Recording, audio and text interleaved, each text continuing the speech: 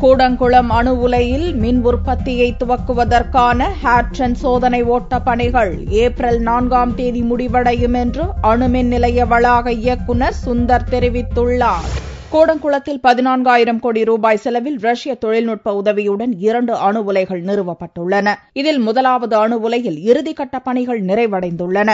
இதைத் தொடர்ந்து மின் உற்பத்திக்கான ஹேட்சன் எனப்படும் சோதனை ஓட்ட பணிகள் கடந்த ஒரு வாரமாக நடந்து வருகிறது. ஏப்ரல் 4ஆம் தேதி வரை ஹேட்சன் சோதனை ஓட்டம் நடைபெறும் என்றும் அதையடுத்து அணு உலையில் விரைவில் மின் உற்பத்தி துவங்கும் என்றும் கூடங்குளம் அணுமின் வளாக இயக்குநர் சுந்தர் தெரிவித்துள்ளார். இதனிடையே மின் உற்பத்தி துவங்குவது தொடர்பான தகவல்கள் வெளியாகியுள்ளதால் கூடங்குளம் அணு உலை எதிர்ப்பாளர்கள் போராட்டம் நடத்த திட்டமிட்டுள்ளனர்.